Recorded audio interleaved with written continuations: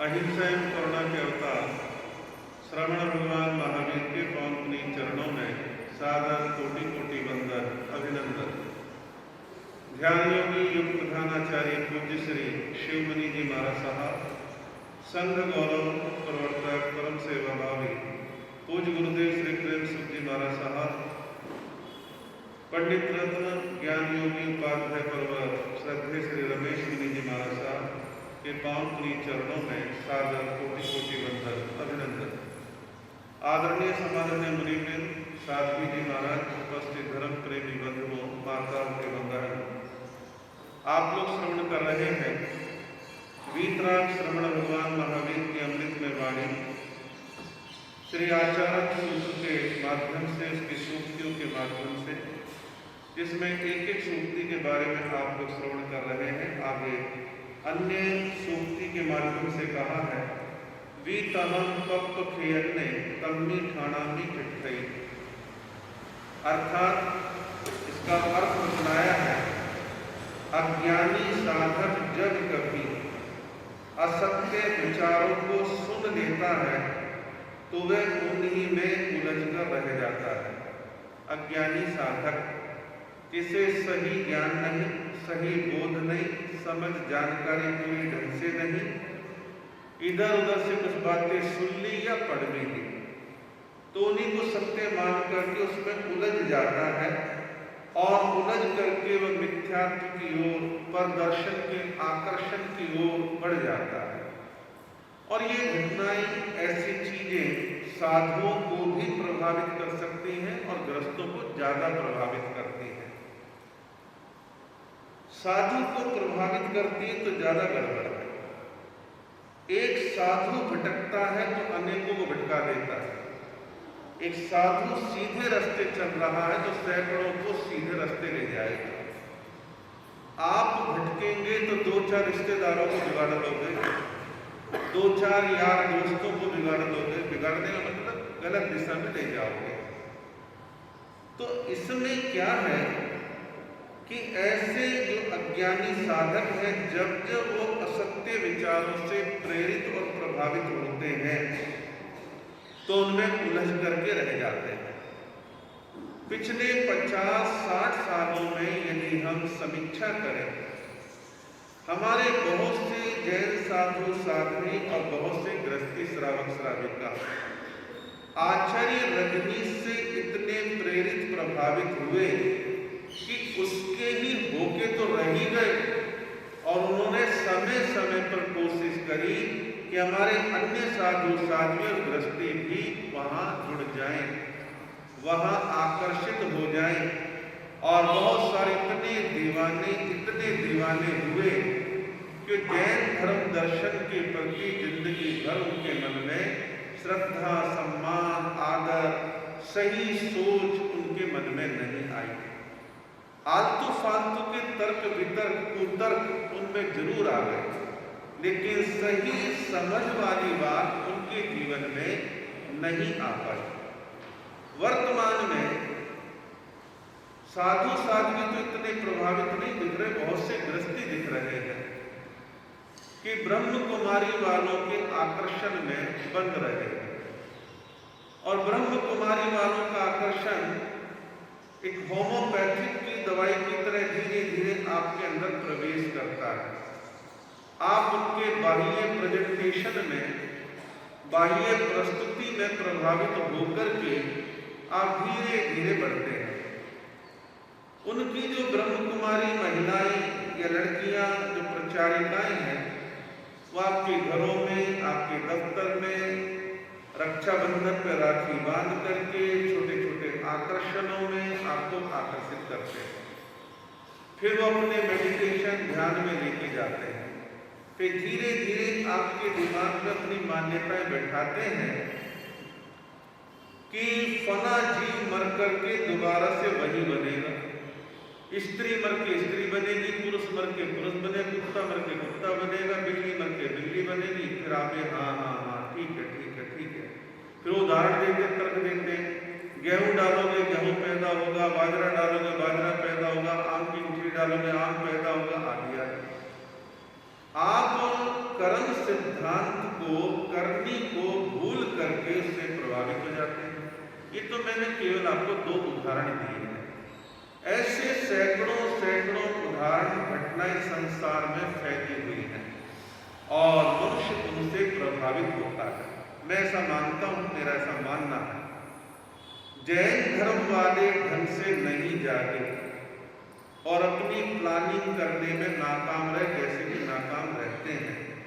आचरण अच्छा मोटे तौर पर, विचार अच्छे, संस्कृति अच्छी, ग्रंथ अच्छे, सब कुछ अच्छा, लेकिन हमारा जो बाह्य प्रेजेंटेशन है वो उतना आकर्षक और एक रूपता लिए हुए नहीं है, तो उसका एक नुकसान हो सकता है। अब दुनिया बंद दरवाजे खिड़की वाली नहीं है, दुनिया खुले दरवाजे खुली खिड़की वाली है। इंटरनेट ने इसको इतना व्यापक बना दिया कि सोशल मीडिया, नेट वगैरह पर दुनिया भर के धार्मिक मान्यताएं, दुनिया भर के विचार समुद्र है। और हमारा जैन समाज बौद्धिक है, बौद्धिक दिमाग वाला है, पढ़ा लिखा है। पढ़ा लिखा होने की वजह से आपके बच्चे इधर उधर उधर उधर खूब सर्च करते, अपना सर्च करें या ना करें, औरों का सर्च करते। अरे सदगुरु जग्गी जी का कहने का लहजा इंग्लिश का कितना अच्छा फ्लो है, बहुत अच्छा। 1 सुना, 2 सुना, 3 सुने, 4 सुने, फिर मन करता वहां जाकर मिले। फिर एक आधी छोटी मोटी मेल कर दी, मैं मिलना चाहता हूँ, कहाँ मिले? आप गए, उन्होंने देखा कि संपन्न परिवारों के बच्चे हैं, आपको विशेष टाइम देंगे, विशेष आपको अट्रैक्ट करेंगे और आप धीरे धीरे धीरे धीरे वहां जुड़ जाएंगे। ये हथकंडे बहुत लोग अपनाते हैं। तो इन सब चीजों से बचने के लिए प्रारंभ में ही, बालपन में, बच्चेपने में आप अपने बच्चों को संस्कार दें, समय समय पर संभालें। आपकी और बच्चों की यूं कब हो जाती है, यूं कब हो जाती है? तब होती है जब आप डंडे से, रोब से भिड़क करके, धमका कर कहते धर्म कर, आया कर, आप उनके मनोविज्ञान को पहचानने की कोशिश ही नहीं करते। आप कहते मेरा बेटा है, मैं डंडे से लाऊंगा, फटकार के लाऊंगा। वो 18 साल का होते होते स्वतंत्र सोचने लग जाता है, वो कॉलेज में जाता है, हॉस्टल में रहता है, 36 कौम के लोगों के बीच में रहता है। आप जबरदस्ती बांधेंगे तो नहीं बंधेगा, आप प्यार से उसे साथ, और इसमें माइनस प्लस चलेगा।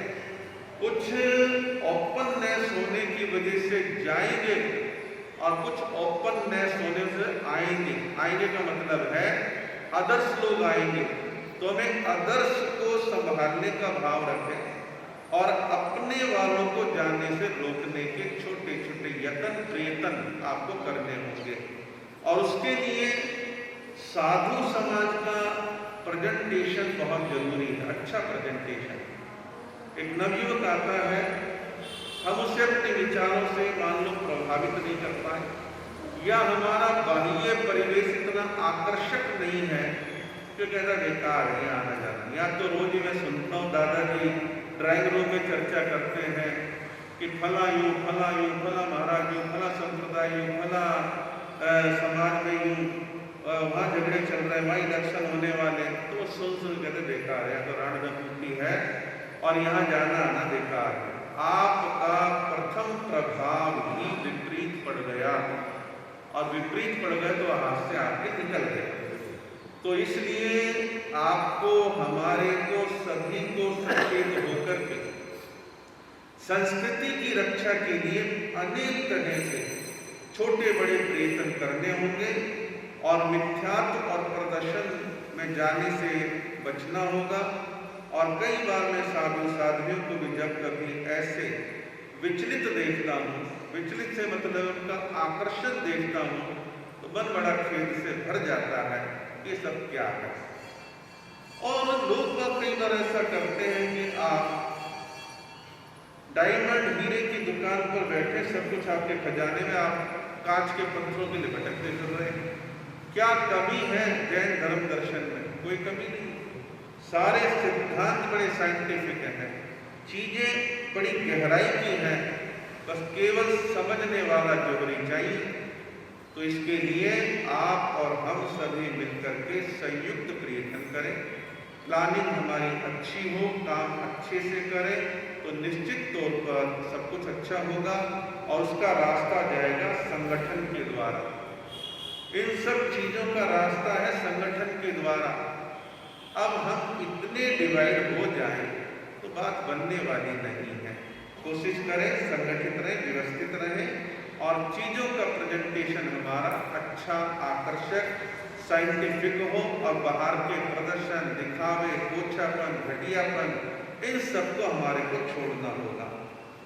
आगे अन्य सूत्र में कहा है उद्देश्योपासगस नत्थि, उद्देश्योपासगस नत्थि कहा है तत्वदृष्टा को किसी के उपदेश की जरूरत नहीं, तत्वदृष्टा को किसी के उपदेश की जरूरत नहीं।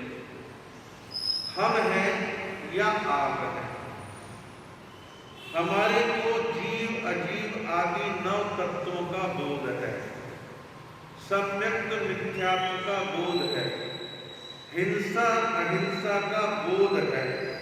इन सब गहन तत्वों को हम जानने वाले हैं, आत्म स्वरूप को जानने वाले हैं, कर्मों के स्वरूप को जानने वाले हैं।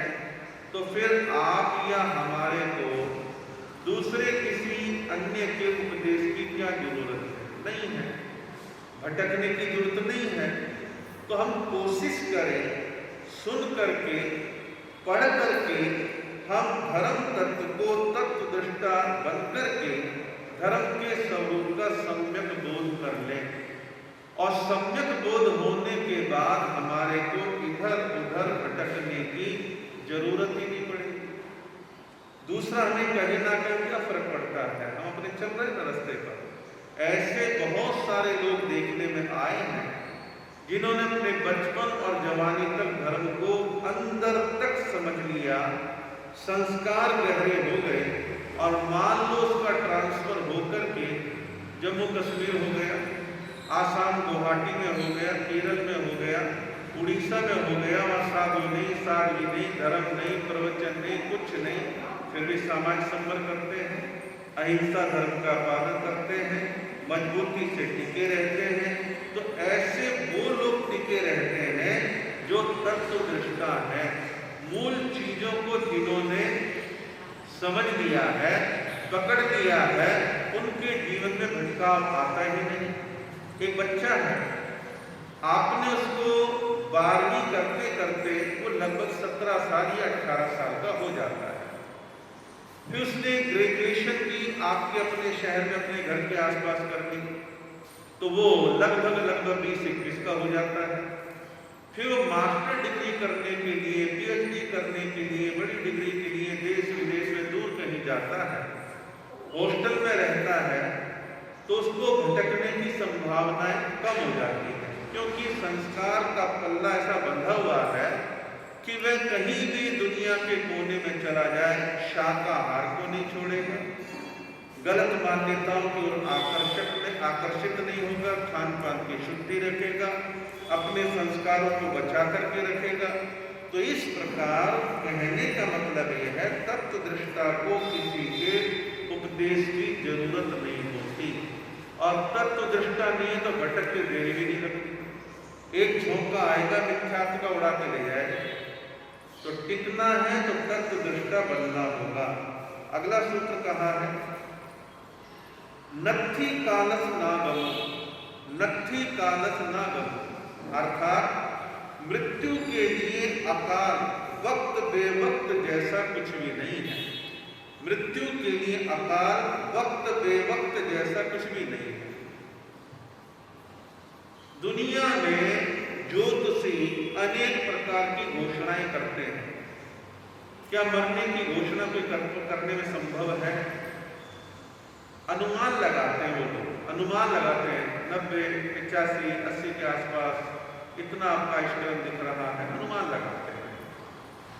डॉक्टर भी हार्ट पेशेंट को, किडनी वालों कहते हैं देखो जी हालत तो आपकी काफी खराब है, गाड़ी कितनी चलेगी कह नहीं सकते। साइंस ने रिसर्च करके वहां तक तो पहुंच गई, लेकिन कितने बज के कितने मिनट कितने घड़ी में कहां कैसे होगा ये किसी को अनुमान नहीं है। कई बार संथारा लेने वाले संथारा लेने का अनुमान थोड़ी ना 5 दिन चलेगा, 10 दिन चलेगा, 11 दिन चलेगा, आदि आदि, कोई अनुमान नहीं। तो मृत्यु के लिए अकाल जैसी कोई बात नहीं है। वो वक्त बेवक्त कुछ नहीं समझती, वो तो जब आदमियों की आ जाए। साइलेंट हार्ट अटैक आजकल बहुत हो रहे हैं। 35, 40, 42, 45 साल वालों के बहुत हार्ट अटैक होते हैं। हम कहते अच्छा जवान था, कल ही तो मिला था, सुबह ही तो मिला था, बस सोते सोते रह गया, टॉयलेट में गया था वहीं के वहीं रह गया। और साइलेंट हार्ट अटैक कोई कह के आ रहा है। हाँ, साइंस चेतावनी तो देता है कि भाई आपको बीपी शुगर आदि लगातार रहता है, तो ऐसे लोगों को, हाइपरटेंशन वालों को साइलेंट हार्ट अटैक की संभावनाएं ज्यादा रहेंगी। तो साइंस ने बहुत कुछ कहा है। अब कोरोना काल था, कितने लोग चले गए, कोई मुहूर्त निकला, किसको जाना था किसको नहीं जाना था, खूब सारे लोग गए। आप अच्छे घर से निकले हो, मार्ग में एक्सीडेंट हुआ, काम खत्म। आप खुले में खड़े थे, अचानक बारिश आई, बिजली कड़की और बिजली गिरी और खत्म। अब राजस्थान में 25-30 लोग पिछले 1.5-2 महीने में बिजली कड़कने से कैसे लोग मर गए। जयपुर के अंदर घटना घटी। आप किसी मल्टी स्टोरी में रह रहे, भूकंप आया, मलबा आपके नीचे ऊपर आके पड़ा और खत्म। पेड़ के पास खड़े हैं, अचानक जब पेड़ टूटा और आपके ऊपर या आपकी गाड़ी 2 व्हीलर 4 व्हीलर पर गिरा, खत्म। आग है, पानी है, बाढ़ है, बहुत सारी चीजें हैं। तो मौत जो है उसके लिए अकाल जैसी कोई बात नहीं है। व्यवहार में आप और अपने अकाल मृत्यु हो गई। जैन धर्म अकाल मृत्यु को नहीं मानता, वो कहता निमित्त आपको ऐसा मिल गया, लेकिन अकाल मृत्यु जैसी कोई बात नहीं है। और ये लौकिक मान्यता बने आत्मा भटक रही है, वो भटकती नहीं। वो तो कर्म के अनुसार जहां जन्म लेना है वहां प्रस्थान कर जाती है, पहुंच जाती है, अगला जीव वहां जन्म ले लेता है। तो भटकने वाली बात ऐसी कुछ नहीं है। आगे अन्य सूत्र में कहा, सव्वे पाणा पिया हुआ सुहुसाया दुख बड़ी बड़ी कूला अप्य वह पिय जीविणो जीवियम कामा सव्वे सिम जीवियम पियम नाई वाइद कंचनम। यहाँ एक साथ बहुत सारी छोटी छोटी बातों को ले लिया, लेकिन विषय उसका एक ही है। सब प्राणियों को अपनी जिंदगी प्यारी है, सब प्राणियों को अपनी जिंदगी प्यारी है। सुख सबको अच्छा लगता है और दुख सबको बुरा लगता है। वध सबको अप्रिय है, जीवन प्रिय है। वध यानी मारना, काटना। सभी प्राणी जीना चाहते हैं, कुछ भी हो सबको जीवन प्रिय है। अतः किसी भी प्राणी की हिंसा न करो। सार है किसी भी प्राणी की हिंसा ना करो। लेकिन उससे पहले क्या कहा, जीना सबको अच्छा लगता है, मरना कोई नहीं चाहता। तो हम जो है जीवन में अहिंसा दया करुणा को मानने वाले हैं। और आप और हम तो यहाँ तक मानते हैं मनुष्य ही नहीं प्राणी मात्र में प्राण है और किसी भी प्राणी का वध करना उचित नहीं है। आप में से जिन लोगों को थोड़ी विशेष चेतना होती है, समझ होती है, संवेदना होती है, आप बिना जरूरत के हरी घास पर भी आप पांव रखना उचित नहीं मानते, उसमें भी आप प्राण तत्व मानते हैं। आपको जरूरत नहीं है तो बहुत सारे आप में से ऐसे लोग प्रतिज्ञा कर लेते हैं मैं अपने हाथ से फल फूल पत्ता पेड़ पर से पौधे पर से नहीं तोड़ूंगा। आप में इस बात का बोध है कि प्राणी मात्र में जीव है, तो अब चलते समय देखते हैं मकोड़े तो बरसात में नहीं निकल रहे, चिड़ियां तो नहीं निकल रही, गिरजाई तो निकल करके नहीं आ गई, केंचुआ तो नहीं चल रहा है। आप पाँव को देख करके बचा बचा के रख करके यत्ना से चलते हैं। आप इतना ध्यान रखते हैं कि कहीं काई भी जमी हुई है तो काई से बच करके मैं कैसे चलूं। तो आपके अंदर समझ यदि अहिंसा की है तो आप और प्राणियों के प्राणों को बचाएंगे। बहुत सारे जो मांसाहार करते हैं उनमें अहिंसा का विकास उतना नहीं हुआ जितना होना चाहिए। वो क्या मानते हैं, हम मनुष्य हैं और एक दूसरे को मारना वो तो गलत है, पाप है, कानूनी अपराध है, लेकिन पशु पक्षी को मार के खाना कोई खास बात नहीं। फिर ऊपर से और तर्क देते हैं, अजी प्रकृति में जीव जंतु बनाए किसके लिए, इसीलिए तो बनाए, और नहीं खाएंगे तो इतनी तादाद बढ़ जाएगी तो संभालना बड़ा कठिन हो जाएगा। और ये तर्क प्रारंभ करी थी क्रिश्चियनों ने आज से 30-40 साल पहले अहिंसावादियों के खिलाफ ये तर्क गढ़ करके दिया कि ईश्वर ने, भगवान ने प्रकृति में इतने जो जीव जंतु बनाए मनुष्य के लिए बनाए। बताओ कहाँ लिखा है, किस ग्रंथ में लिखा है? ऐसा कुछ भी नहीं है। तो ये जो कुतर्क है ये संसार में अपना प्रभाव छोड़ते हैं। सम्यक बोध हो जाने वाले व्यक्ति को प्राणी मात्र के प्रति प्रेम होता है। आज हो क्या रहा पूरी दुनिया में, अजी शेर कम हो रहे हैं तो शेर दिवस मना दो, इनके संरक्षण में बजट बनाओ, पहले मार मार के वो सजा के घरों में लगा दिया। फला जीवों को काट काट के इतना खा गए, फिर कम हो गए तो इनका संरक्षण करोगे। तो दुनिया में कुदरत को अनबैलेंस करने का काम एक चतुर इंसान करता है। लेकिन जैन धर्म का स्पष्ट उद्घोष है, प्राणी मात्र जीना चाहता है, मरना कोई नहीं चाहता। जैसे हमारे को सुख दुख प्रिय अप्रिय है, ऐसे औरों को भी सुख दुख प्रिय अप्रिय है। अब बकरा ईद पे मुस्लिम लोग बकरे काटते हैं, जो भी करते हैं। अब हम किसी को रोक तो सकते नहीं है, लेकिन चर्चा की बात है कि बकरा बकरी किसी काट रहे हो, क्या वो आसानी से कटने को तैयार है? क्या वो खुश हो रहा है? वो छुरा देख के भयभीत होता है, चीखता है, चिल्लाता है, निमियाता है, प्राण बचाने की कोशिश करता है। हर प्राणी बचना चाहता है, लेकिन क्रूर इंसान मार देता है। तो यहाँ हमारा एक ही काम है, हम स्वयं अहिंसा का भरपूर पालन करने के लिए स्वतंत्र हैं, औरों को शिक्षित करने की कोशिश करें। आप अहिंसा की एक वीडियो बनाकर लाखों की तादाद में डालने को कौन रोक लेगा? जब लोग हिंसा की चीज डाल सकते हैं तो आप तो अहिंसा की डाल रहे हैं, कौन रोक सकता? नहीं रोक सकता। लेकिन हमारे को ये तो है, हम दूसरे का नाम लेकर के उसको अनावश्यक उल जलूल बोलने का अधिकार नहीं है, लेकिन अहिंसा का प्रचार करने का अधिकार हमारे पास है। हजारों किताबें सामयिक प्रतिक्रमण के स्थानों में ढेरियां लगी रहती हैं। अरे भाई, अहिंसा के बुकलेट छपवाओ, PDF फाइलें लाखों करोड़ों की तादाद में पूरी दुनिया में अनेक भाषाओं में डालो। पहले तो विदेश को छोड़ दो, हिंदुस्तान में पूरे दक्षिण भारत में तमिल, कन्नड़, मलयालम में आप अहिंसा का साहित्य छापो। या तो आपस में भिड़ने से फुर्सत हो तो इन कामों में दिमाग लगे। फिर भी कुछ लोग कर रहे हैं, लोग कर रहे हैं, छोटी छोटी संस्थाएं कर रही हैं। और इन कामों के लिए आपके पास बजट ही नहीं है। बजट है भवन बनाने के लिए, ग्रेनाइट लगाने के लिए और भवन खड़ा के नाम करने के लिए। भवन जहाँ रिक्वायरमेंट है ठीक है बनाओ, मनाही नहीं है। लेकिन यह तो अंधी दौड़ चल रही है। ऐसे नक्काशीदार तीर्थ बन रहे हैं, वहाँ पर कितना पैसा खर्च करते हैं, अहिंसा की विचारधारा के फैलाव का काम नहीं करते। जब विदेश में कोई व्यक्ति कहता है कि मैं अहिंसक हूँ तो भगवान महावीर का नाम नहीं लेता, कहता महात्मा गांधी की वजह से हूँ। एक महात्मा गांधी हुए, उनका मैंने लिटरेचर पढ़ा तो मैं अहिंसक हूँ। महावीर का नाम क्यों नहीं लेते? आपने काम ऐसे करे तो सुशील मुनि ने थोड़ा बहुत किया, बाद उस पर भी आपने पंक्चर कर दिया और उसकी कोई प्लानिंग भी आपके पास नहीं है।